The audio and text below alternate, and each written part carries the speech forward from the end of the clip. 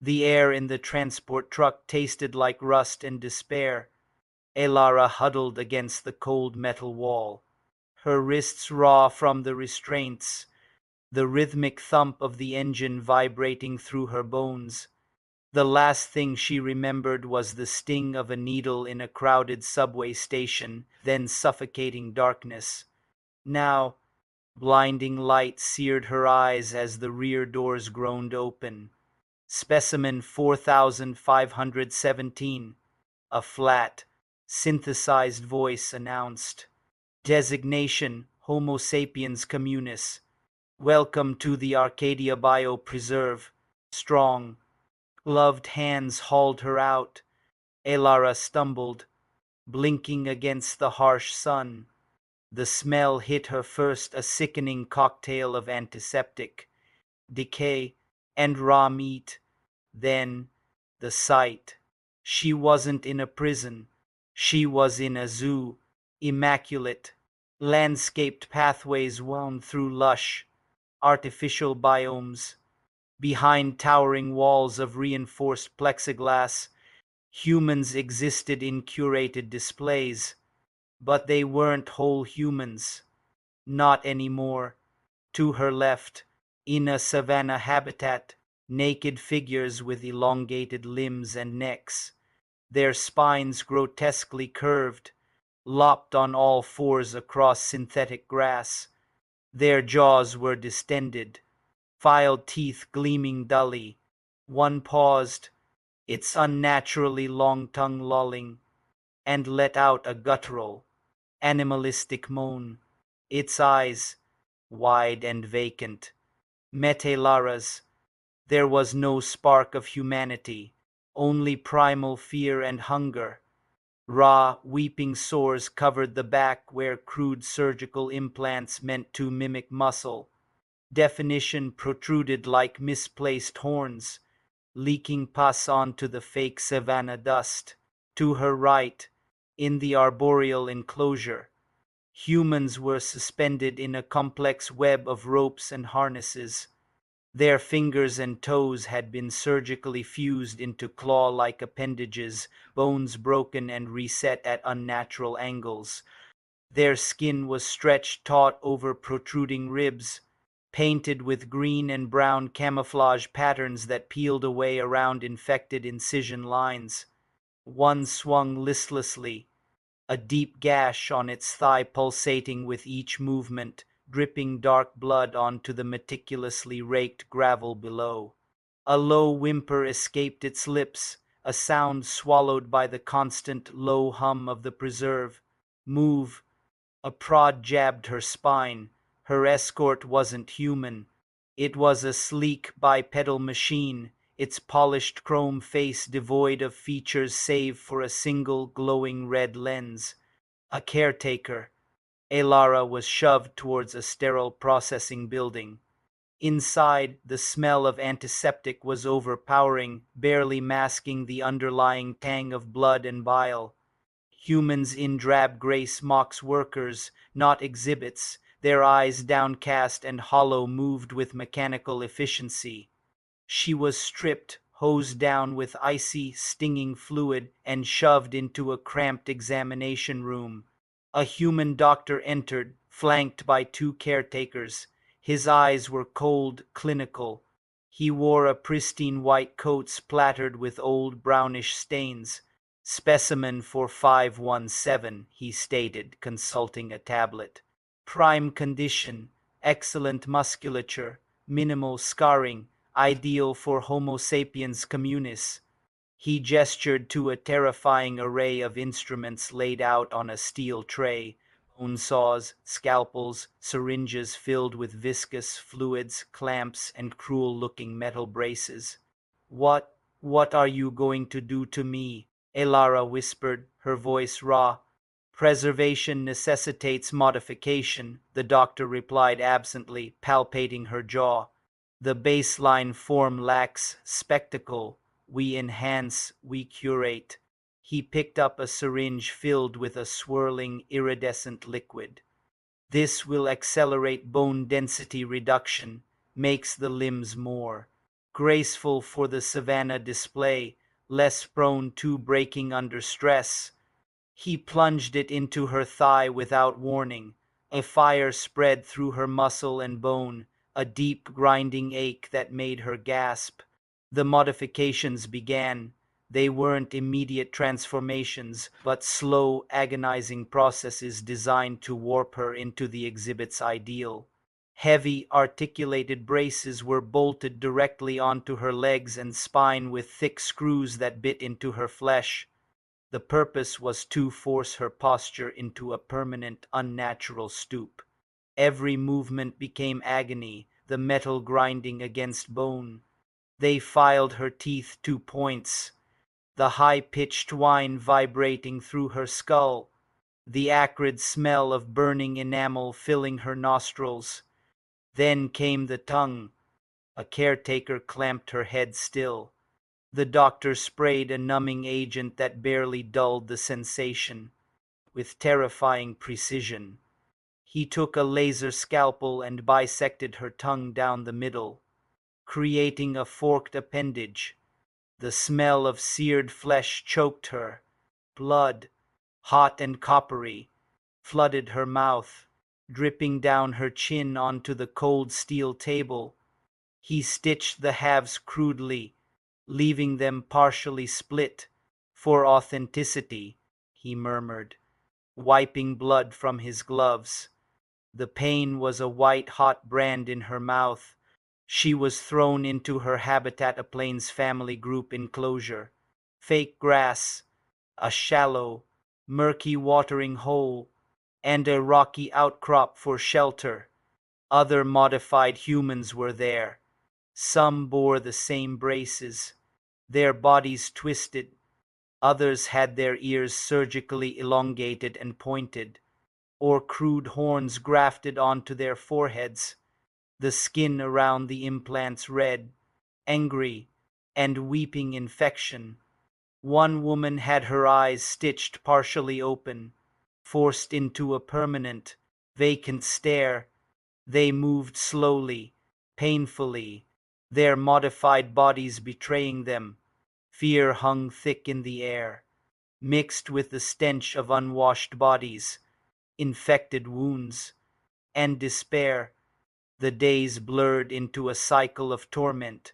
Caretakers patrolled the perimeter. Twice a day, nutrient paste was slopped into troughs. It tasted like rancid chalk. But the worst was the feeding time. Once a week, a siren would blare. The caretakers would release live animals into the enclosures, terrified goats, squealing pigs, sometimes even large, panicked birds. The preserve's cruelest joke, forcing the modified humans to hunt like the animals they were supposed to mimic. Starvation was a powerful motivator. Elara witnessed the horror firsthand. A goat, bleating in terror, was released into their enclosure. The modified humans, driven mad by hunger and pain, lurched towards it. A man with fused claw hands stumbled, his braces catching on the fake grass. He fell, his brittle, modified leg snapping with a sickening crack that echoed off the plexiglass. Bone protruded through the thin, bruised skin. He screamed, a high-pitched sound of pure agony, as the others ignored him, scrambling towards the goat. They descended on the animal, not with the efficiency of predators, but with the clumsy, desperate violence of tortured beings. They bit, tore, and clawed. Blood sprayed in crimson arcs, staining the fake grass and their own gray smocks.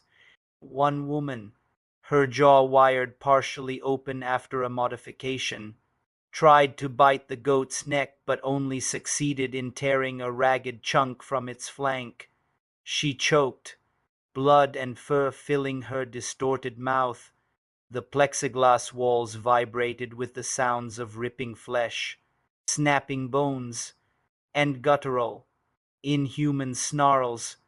The audience beyond the glass, elegant figures in silks and tailored suits, watched with detached fascination, some applauding politely at the natural spectacle.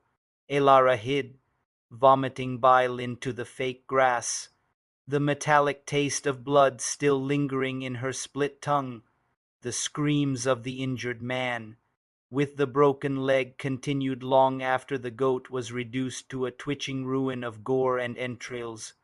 He was dragged away by caretakers the next day, his fate unknown, but the dark stain on the grass remained. She planned escape, obsessively. She noticed a flaw, the waste disposal chute near the back of the enclosure used by the gray-smocked workers. It was small but possibly navigable. It led, she hoped, outside the inner exhibits.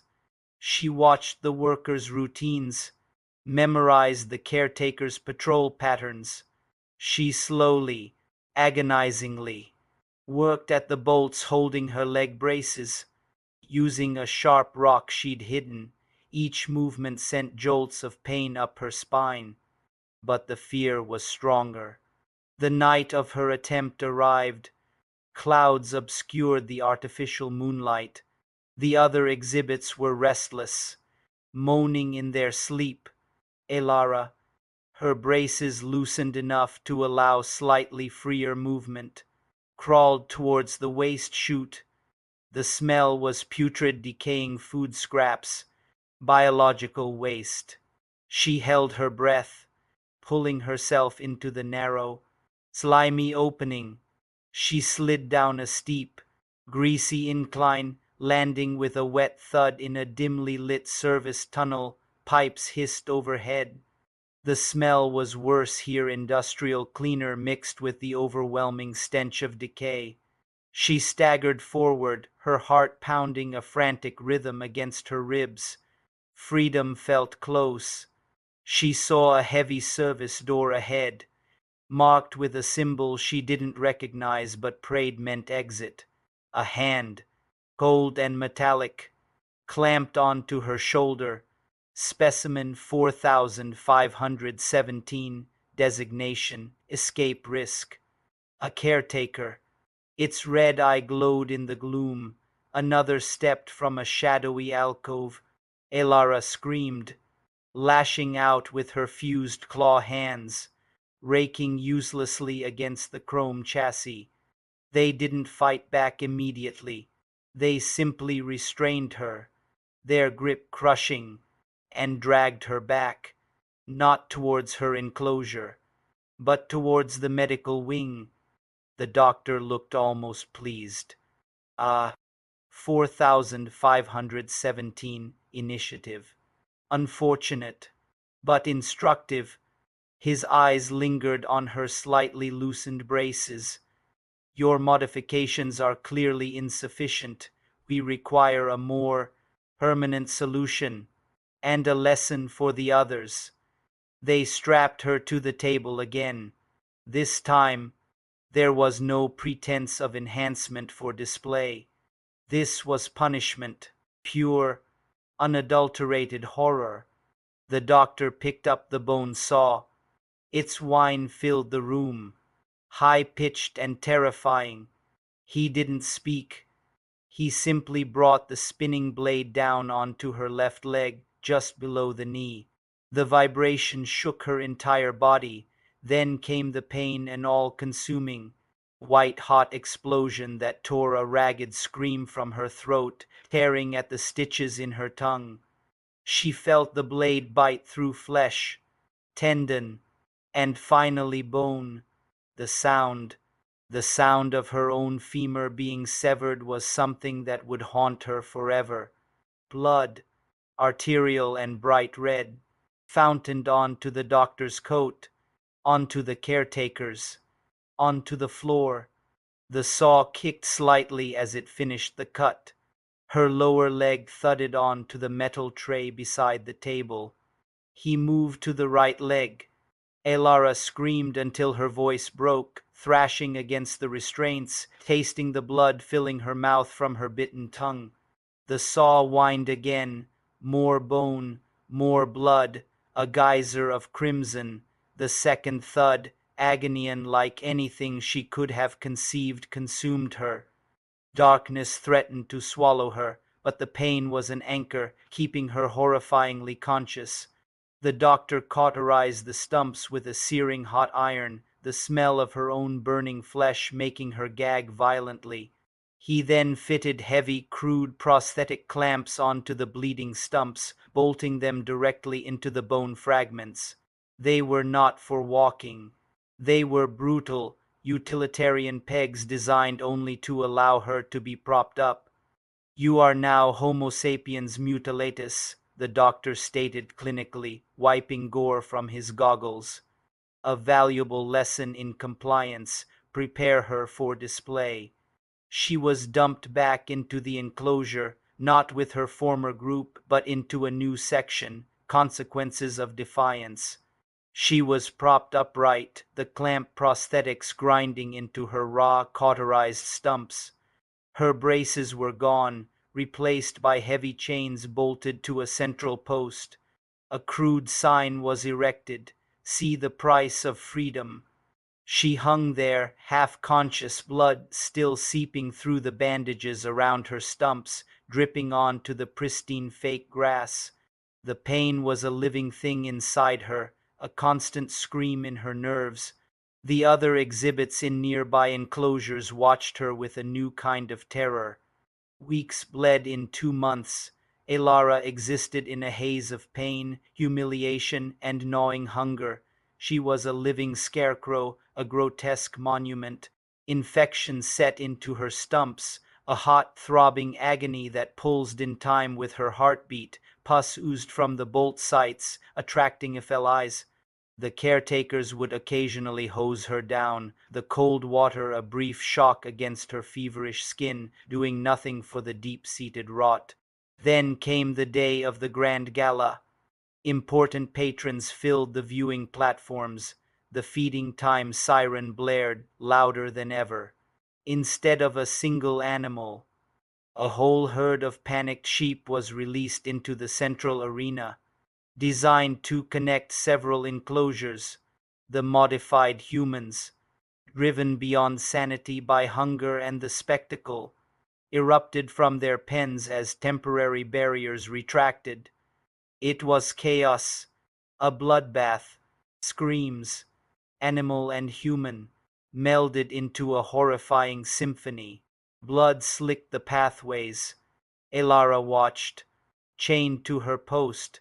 As the frenzy reached her section, a group of Homo sapiens ferox humans modified for aggression, with filed teeth and reinforced jaws, crude metal claws grafted onto their fingers, overwhelmed the caretakers near her post.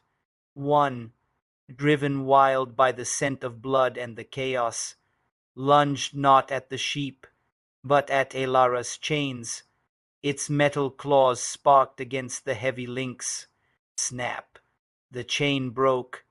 Elara collapsed onto the gore-slicked grass, her stumps screaming in protest. The ferox specimen turned its blood-maddened eyes on her, saliva dripping from its filed teeth. But the scent of fresh sheep blood was stronger. It bounded away. This was it. Chaos. Blood. Freedom or death. Using her arms, ignoring the agony in her stumps, Elara dragged herself through the carnage. She slid through pools of warm blood and entrails, past the torn remains of sheep and humans locked in fatal embraces. She saw a caretaker overwhelmed by a pack of ferox, its chrome shell dented and sparking as they tore into its wiring with claw and tooth.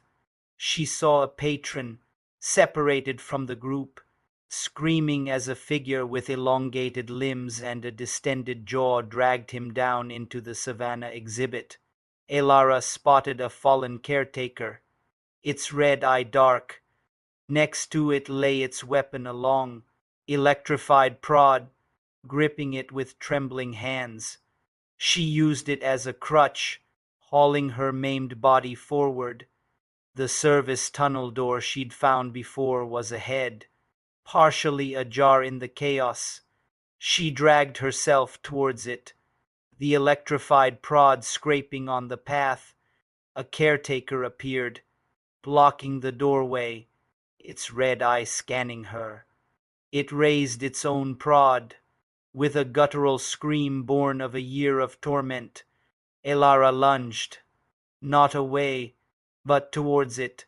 She jammed the live end of her stolen prod into the caretaker's optical sensor. Electricity crackled. The machine spasmed violently, smoke curling from its head. It collapsed. Elara dragged herself over its twitching chassis and through the door. She was in the service tunnels again.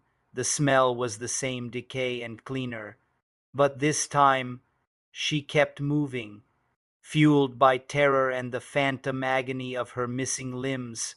She crawled, dragged, and hauled herself through the labyrinthine darkness, guided only by the faint hum of distant machinery and the desperate need to get away. She found a large waste disposal chute, larger than the one before. It smelled of the outside world, damp earth and decay. Without hesitation, she pushed herself over the edge. She tumbled down a long, dark slide, landing with a splash in freezing, foul-smelling water. Moonlight, real moonlight. She was in a runoff ditch outside the towering, electrified walls of Arcadia. The preserve loomed behind her, a monument of light and horror against the night sky. Sirens wailed inside.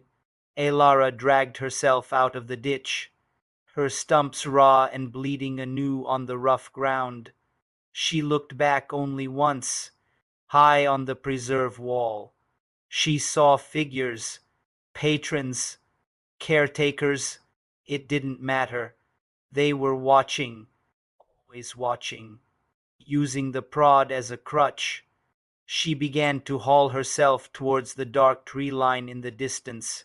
Every movement was agony, every breath was a struggle.